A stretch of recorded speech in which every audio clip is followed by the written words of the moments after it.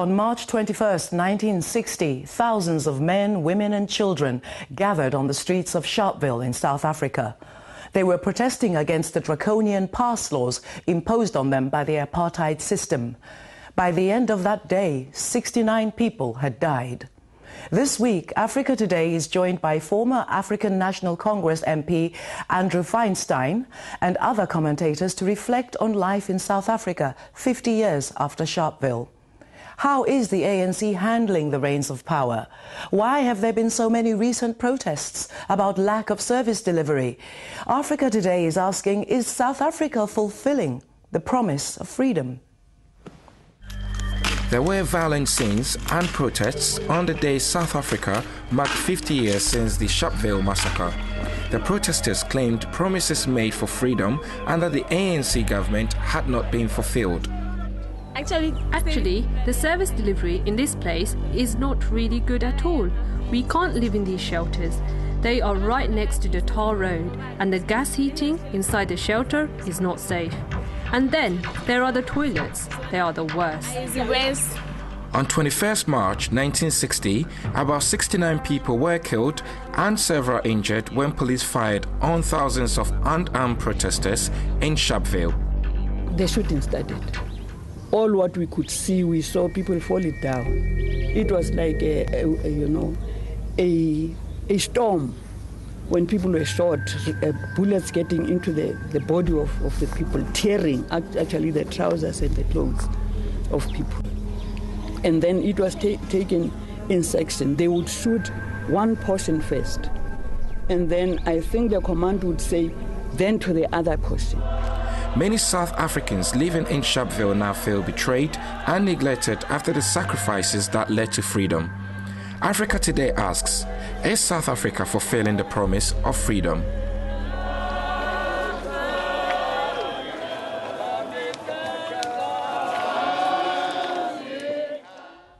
Since the end of apartheid, March 21st has been remembered under the banner of Human Rights Day. This year's commemorations also occurred in the wake of celebrations marking 20 years since the liberation of Nelson Mandela. For some South Africans, there has been little to celebrate and much to contemplate. Many are wondering when they'll get a taste of the fruits of that liberation struggle.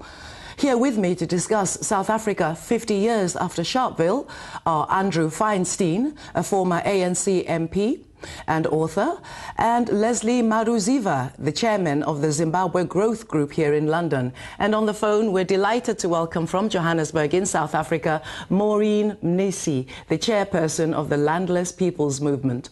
Welcome to you all. Thanks for joining us. I'd like to start with you there on the telephone in Johannesburg, Maureen. Hopefully you can hear me. Could you tell us, give us a picture, what were the commemorations like on March the 21st? Was the nation in a mood of reflection?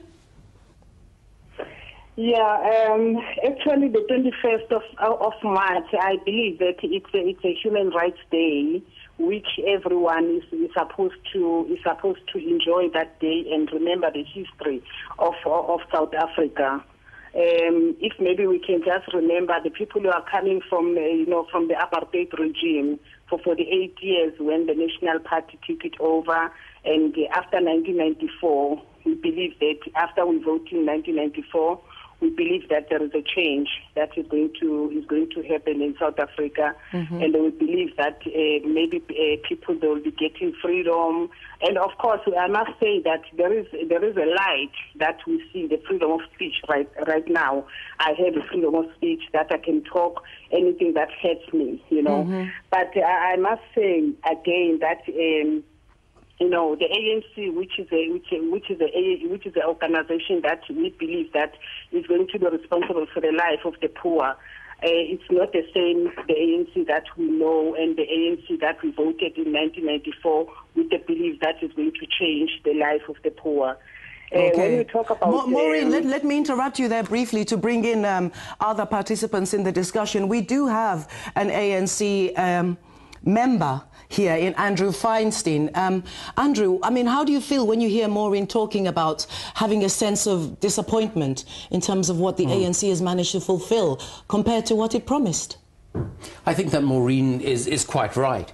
I think that the first years after liberation, when things like Maureen mentioned, freedom of expression, freedom of association, basic human rights and freedoms that South Africa, or the majority of South Africans, had been deprived of for so long, were restored to the country after the advent of democracy. There was great hope about that, what that would mean for ordinary South Africans. But I think as time has gone on, that hope has been replaced to a large measure by disillusionment of particularly the poorest in South Africa, who are those who should have benefited most from the advent of democracy. And I think part of that disappointment is that the ANC, the ruling party, has become far more concerned about personal power and the patronage associated with power, the benefits of power, rather than using that power that was so hard won by the liberation struggle to ensure a better life for the vast majority of South Africans. Well, let's look to a neighbor in Zimbabwe. You know, Leslie, I'm sure you can see so many analogies with the situation happening there. How do you feel about the South African scenario in particular, especially with regard to promises not fulfilled? Were the expectations too high?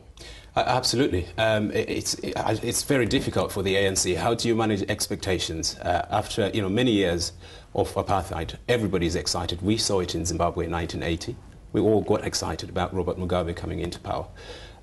17 years down the line, the economy started going downhill. One thing that hasn't been mentioned, the ANC has been very strong. So strong that I think, again, similarities could be drawn on Zimbabwe. It was ZANU-PF for the first 17 years. Most of the problems that we saw occurring in Zimbabwe started kicking in, really, when the opposition stood up. All those people that had expectations, and when they realized that nothing is actually happening that they thought would happen, they started, looking elsewhere.